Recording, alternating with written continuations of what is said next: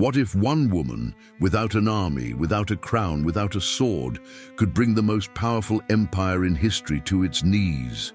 She wasn't a soldier. She wasn't Roman. And yet, her name still echoes louder than the Caesars she defied. Today, we're diving into the story of Cleopatra, the queen who became a goddess, seduced empires, and built a legacy that not even death could erase. But before we begin, be sure to subscribe to the Forbidden History channel. And let us know in the comments which ancient legends you want us to uncover next. All right, let's step into the sands of time. She was born not into peace, but into a palace of daggers. In the heart of Alexandria, where the sun kissed marble and knowledge flowed like wine, a child opened her eyes for the first time, unaware she was destined to become a goddess, a queen, a legend. Her name, Cleopatra VII Philopator. While the world spun under the shadows of Rome's rising might, Cleopatra's world was one of silk curtains and whispered conspiracies. The Ptolemaic dynasty, though cloaked in royal grandeur, was a nest of serpents. Fathers plotted against daughters, brothers turned on sisters. Bloodlines were maps not of ancestry, but of betrayal. Unlike the other children of her lineage, Cleopatra was not raised to simply enjoy power. She was trained to survive it. Tutors schooled her in politics and rhetoric. Philosophers tested her mind, while spies watched her every move. Her days were shaped not by lullabies, but by the sound of boots in corridors and the rustling of poisoned scrolls. She learned early: beauty fades, blood betrays, but intellect endures. While others played in marble courtyards, Cleopatra absorbed strategy. She listened more than she spoke, and when she did speak, even the elders paused. She understood that power was never inherited. It was taken, and it was always contested. The court of Egypt was no fairy tale. It was a battleground hidden beneath gold and perfume. One mistake, one misplaced trust, and a royal could fall harder than any peasant. And yet, in the candle-lit silence of the palace halls, she began to dream. Not of safety, but of legacy. Not of survival, but of influence. Little did Rome know that across the sea, in a library-filled city carved by Alexander the Great himself, a child was preparing to challenge its destiny. Cleopatra was no ordinary girl. She was the future, sharp as obsidian, silent as a dagger, and already studying how to make empires kneel without raising a sword. In a kingdom where rulers wore crowns but never listened, Cleopatra did something no Ptolemy had dared before. She listened. While her ancestors clung to their Greek heritage and refused to utter a word of the native tongue, Cleopatra shattered centuries of detachment with a single, radical decision. She learned Egyptian. Not just as a symbol, not just for show, she mastered it. In the temples, priests turned their heads in disbelief as the young royal spoke in their ancient language. In the markets, commoners whispered legends of a princess who didn't just rule them, she understood them. It was a seismic shift in a kingdom ruled by foreign blood for generations. Cleopatra wasn't content with being queen by blood. She craved legitimacy through identity. By embracing the language, the customs, and even the gods of Egypt, she didn't just step closer to her people, she stepped into their hearts. But it wasn't just empathy, it was politics. Cleopatra saw what others didn't, that power isn't just enforced, it's felt. A queen who speaks your language becomes more than a ruler, she becomes yours. And yet, this wasn't an act of naive idealism. It was part of a larger strategy, one that was being honed with every scroll she read, every diplomat she challenged, every symbol she claimed. She was being groomed for the throne, not as a figurehead, but as a force. By now, Cleopatra was fluent in more than Egyptian and Greek. She spoke Latin, Hebrew, Aramaic, even Persian. In a world where mistranslation could cost kingdoms, she needed no interpreter. Her mind was the sharpest blade in her arsenal, and her voice was the key that unlocked the hearts of both scholars and soldiers. As the temples echoed her name and the Nile carried her legend, something ancient stirred in the people. A queen who walked among them, a queen who prayed like them, a queen who wasn't just born to rule, but chosen by the gods themselves. And across the Mediterranean, the wolves of Rome began to sniff eastward, unaware that Egypt now had a ruler who could fight with words, symbols, and myths. Because Cleopatra wasn't building a reign, she was building a religion, a living icon. And for the first time in generations, Egypt wasn't ruled by a foreigner on a throne. It was led by a voice. In the heart of Alexandria, not far from the palace's golden halls, stood a place more powerful than any army, the library. It was not just a building, it was the mind of the world. There, under vaulted ceilings and beside ancient papyrus scrolls, Cleopatra sharpened her intellect like a blade. While kings sought glory and conquest, she sought it in knowledge. And in Alexandria, city of wonders, knowledge was infinite. The library held texts from every corner of the known world. Indian treatises on medicine, Babylonian astronomy, Greek philosophy, Hebrew theology, Egyptian magic. Cleopatra absorbed them all, not like a student, like a strategist.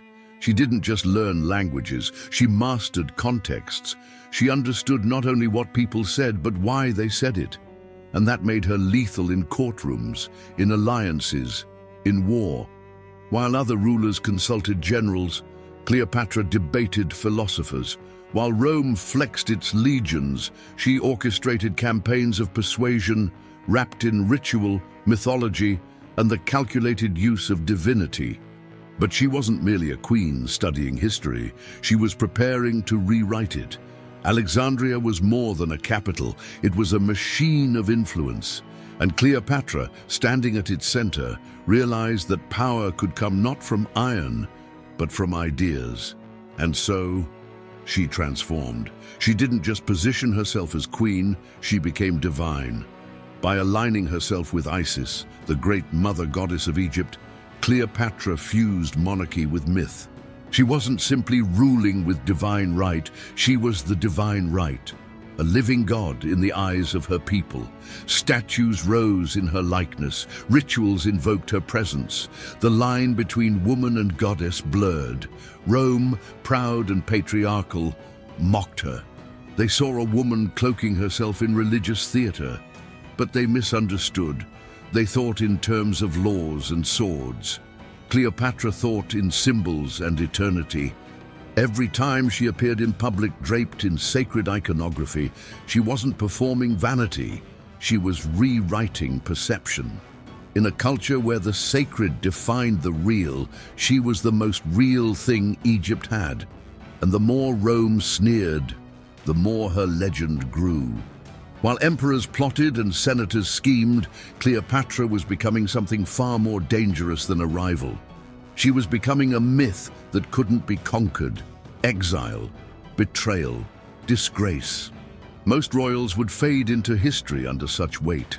Cleopatra used it as fuel. Forced from her throne by her younger brother, her so-called co-ruler, she found herself cast into the harsh winds of the Egyptian desert. But she did not retreat. She recalculated. And then, an opportunity appeared wearing Roman armor. Julius Caesar had arrived in Alexandria, not just as a general, but as the embodiment of Roman power. Ruthless, strategic, unstoppable. To most, it meant danger. To Cleopatra, it meant negotiation. She had no army, no city, no throne. But she had something far more valuable: audacity. What followed became legend. Under the veil of night, she was smuggled into the royal palace, concealed in a rug, or perhaps linen sacks, depending on which version the whispers favor. Either way, what emerged before Caesar was not a desperate exile, but a queen reborn. She stood before the most powerful man in the Western world, not as a victim, but as an equal. Caesar, a man who had faced kings and assassins, was disarmed, not by her beauty, as poets would later romanticize, but by her mind. She offered him not submission, but alliance. She spoke his language, understood his ambition, and mirrored it. She wasn't pleading for help. She was offering Rome a partner in empire, and Caesar, ever the pragmatist, recognized a rare truth. Cleopatra was not merely a ruler, she was a force of statecraft. Their alliance was swift, calculated, and yes, passionate. Together they crushed her brother's supporters. The Nile once again bowed to her command, and in return, Egypt wrapped itself in the shadow of Rome. But with its own queen still on the throne, their union birthed a child, Caesarion. Not just a son, but a living symbol, the blood of Caesar, the legacy of Egypt, the future of East and West combined. But power, as always, comes with a price. Whispers reached Rome like venom.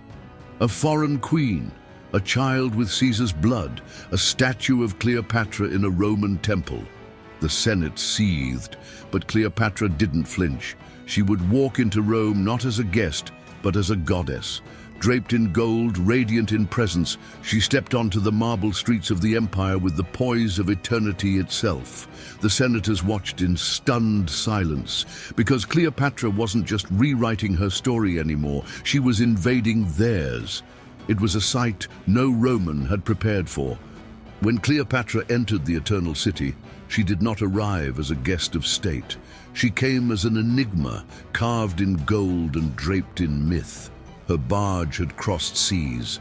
Her presence crossed minds. To the Romans, who worshipped order and tradition, Cleopatra was a living paradox, foreign yet divine, seductive yet sovereign. She brought with her not just Caesarion, her child with Julius Caesar, but the echo of a kingdom that dared to stand equal to Rome. She didn't speak like a subject. She didn't dress like one. She certainly didn't behave like one. To the common people, she was mesmerizing, exotic, almost magical. To the senators, she was something else entirely, a threat. They saw Caesar, their leader, their conqueror, bending not to an enemy, but to her. A queen from a dying empire had captured the heart and possibly the future of the man who could become king. And that, for Rome, was unforgivable. Cleopatra's very presence ignited scandal. Caesar placed statues of her in temples. He openly acknowledged Caesarion as his heir. He spoke of expanding Rome's reach through Egypt, not through war, but through union. This was no alliance. This was revolution. But Cleopatra wasn't fazed. She navigated the political tension like she had the Nile, with patience, grace, and quiet power. She hosted banquets. She met philosophers. She studied her enemies and smiled at their wives. In private, Caesar was captivated. In public, he was emboldened. And in the Senate, knives were being sharpened because Rome had a sickness and the Senate believed it had found the cure.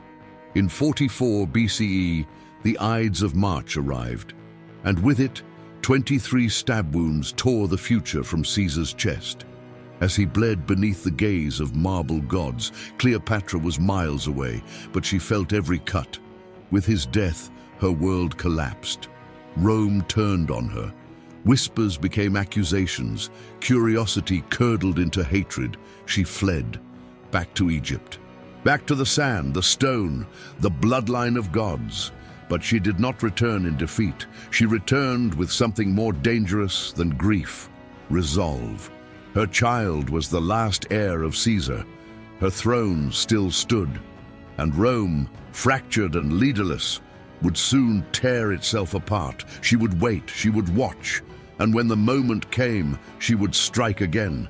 Because Cleopatra had survived the fall of a god, now she would test if she could create another. The gods were gone. The empire was trembling, and Cleopatra was watching. Rome was no longer whole. After Caesar's assassination, the empire fractured like a cracked statue.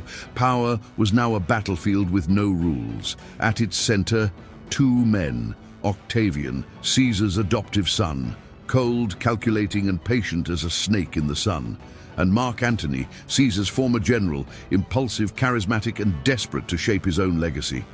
Where one moved with precision, the other charged with fire. Cleopatra saw what Rome could not: that chaos was opportunity in disguise. Antony needed money, ships, soldiers. Cleopatra had all three. Their meeting in Tarsus was no negotiation, it was theater. She arrived not as a queen, but as a goddess incarnate. A golden barge drifted up the river, sails dyed purple, the air perfumed, music danced across the water. And upon that floating temple of seduction stood Cleopatra, robed as Isis, surrounded by symbols older than Rome itself. Antony was stunned. This was no political encounter. This was enchantment. But Cleopatra was not casting a spell. She was sealing a deal. She offered not love, but power. And Antony, blinded by ego and yearning, accepted both. What followed was a partnership built on pleasure and politics. Their romance burned hot and fast, consuming them and scandalizing Rome.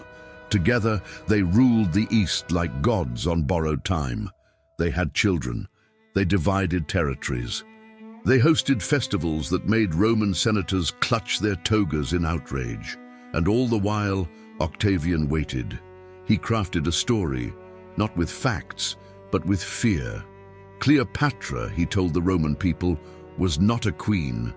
She was a sorceress, a seductress who had bewitched a Roman hero. She wanted not peace, but domination, not alliance, but submission. It worked. Rome, already fractured, needed an enemy. Cleopatra became that enemy. And when war was declared, it wasn't just against Egypt, it was against the idea of her. The Battle of Actium was meant to be their defiant stand, Cleopatra and Antony against the rising tide. But tides don't care for romance. Surrounded, outnumbered, and betrayed, the gods abandoned them. They fled, not to escape, but to delay the inevitable. Because in Alexandria, the city of their dreams, only one fate remained. Not victory, but tragedy. Alexandria was quiet now. Once the beacon of knowledge, the crown of Egypt, it stood trembling beneath storm clouds of Roman steel. Octavian's legions had arrived, not as diplomats, but as executioners of history. Inside the palace walls, Cleopatra and Antony made their final stand. Not with swords, but with silence. They were no longer rulers, they were ruins. When Antony received word, falsely, that Cleopatra had taken her own life, something inside him broke beyond repair. In despair, he drew his sword and fell upon it. Bleeding, shattered, he was brought to her, and there, in a palace carved by ambition and scorched by betrayal, he died in her arms. But Cleopatra still breathed. She was now alone, widow, queen, enemy. Octavian wanted her alive, not for mercy, but for triumph. He didn't want her dead. He wanted her defeated, paraded through the streets of Rome in chains, a broken trophy for his rise as emperor. Cleopatra understood what that meant. Humiliation, erasure, the end of her myth. And so she made a choice. Draped in her royal robes, adorned as the goddess Isis one final time, she retreated to her burial chamber with 2 loyal servants. There, surrounded by symbols of eternity, she ended her story on her own terms. Some say it was poison. Others speak of a sacred asp, coiled and fanged, that delivered the fatal kiss. No one knows for sure, because Cleopatra's death was as mysterious as her life, deliberate, symbolic, and impossible to forget. With her, the Ptolemaic dynasty crumbled. Egypt was no longer a kingdom. It was now a Roman province, its temples looted, its palaces stripped, its heir, Caesarion, executed. But Octavian, soon to become Augustus, learned a painful truth. You can conquer a nation, you can silence a bloodline, but you cannot kill a myth. Cleopatra did not die that day. She ascended, not as a ghost, not as a martyr, but as a story. The seductive villain in Roman records, the tragic heroine in plays, the feminist icon, the divine queen, the eternal enigma. For centuries, writers, artists, and dreamers would resurrect her, not because of her lovers, but because of her legacy. She ruled with wit when others chose war. She spoke when others silenced. She belonged to her people when others ruled from thrones of marble. More than 2,000 years later, we still wonder, what did her voice sound like? Did she truly love Antony? Was the asp real? But most of all, how did one woman bring Rome to its knees without ever drawing a blade? Because death may stop a heartbeat, but not a legend. She was born in a palace of daggers and died in a chamber of gods. Between those two silences, Cleopatra rewrote what it meant to rule. She was never the strongest, never the wealthiest, never the safest. But she was the smartest. In an age when men carved power through conquest, she built empires with intellect, language, myth, and presence. She stood at the intersection of cultures, bridging the sacred and the political, the mystical and the modern. While kings fell on battlefields and senators perished in marble halls, she outlasted them in a place they could never reach: memory. Rome thought it had ended her. Instead, it immortalized her. Because Cleopatra was never just a queen of Egypt. She was and remains a queen of story, a symbol of resistance, intelligence, femininity, and enduring power. She challenged an empire, and in doing so, she became something no empire could ever defeat. A myth that breathes, a woman who outlived time. Thank you for watching until the end. If you enjoyed this video and you're passionate about this kind of content, subscribe to the channel so you don't miss the upcoming videos and discover more fascinating stories. See you in the next video.